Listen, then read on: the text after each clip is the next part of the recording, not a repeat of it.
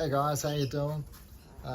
Just a little quick video that's come to mind because obviously it's towards the end of the year now.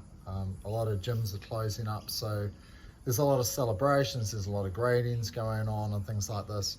And I've just done my first blue belt grading here because the gym's only been open for a year and a half now, so some of the guys have been training for like 2 years. And there's always the talk of the blue flu that comes up that I've never experienced in any of the gyms that I've run, but seems to be quite rampant at a lot of gyms, is that people tend to get their blue belt and then leave. And I was having a big think about it. Maybe a year ago, I was chatting to some friends online about it, and then I think that taking my student through his blue belt grading the other day gave me some more ideas as to why my students don't leave after blue belt, that the blue flu isn't really a thing.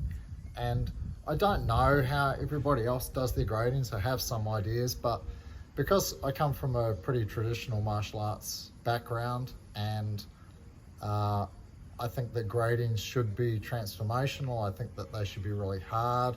I think they should require technical proficiency. I think they should be very physically demanding. I think the student should be pushed almost to breaking point, and in a safe way, I mean, Timmy is like, how old is he now?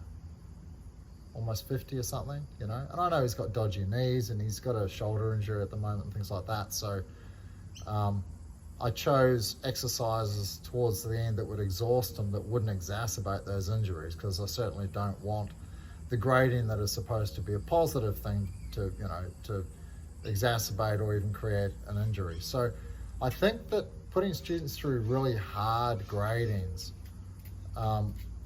almost somewhat protects them from the blue flu, because if you've worked that hard for something and you've gone through this torture chamber of a grading, I don't think you're going to want to quit. I really don't. You're like, well, that was so hard, like whatever issues I'm dealing with now, whatever doubts I might have now on my way to purple, like nothing's as hard as what I just went through. And that's proof that I really wanted it.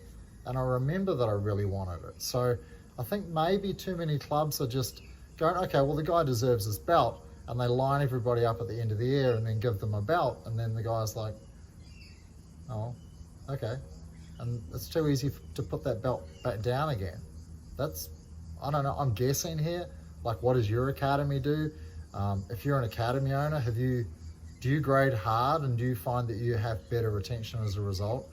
It's something I've always done, it's something I'll always do, because I remember the hard gradings I went through in judo, the hard gradings I went through in karate, and karate was insane. They would almost kill us, but you remember those gradings, and during tough times, you remember that you can get through these difficult things. But for blue belt especially, I test very hard physically for it, because I want to simulate what could be a street fight scenario. Yeah, so not so much just the physical exhaustion and stuff like that. People are like, yeah, but how could you get tired? Anyone that's been in street fights will tell you it's exhausting. There's no warm up, there's no stretching, you don't know what's going to happen. It's just on, and it's going to be 30 seconds to a minute of absolute chaos, unprepared for. Yeah, so your body, your heart rate skyrockets, your adrenaline goes through the roof, and you need to know how to control that and how to deal and how to think. And that's really what I'm after. So the mantra that I have for blue belt is composure under pressure.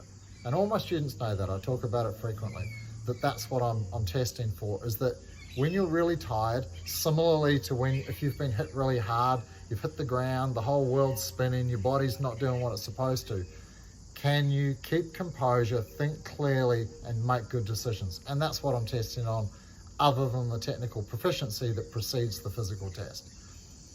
Purple belt's going to be similar, but I'm more interested in efficiency and technical proficiency for purple belt. More interested in knowledge. Yes, it'll be a hard physical grading, but I'm mostly testing technical proficiency and efficiency and combination setting. Yeah. All right. So anyway, something to think about. There's lots of gradings going on at the moment. Maybe you have been graded, maybe you have been grading people.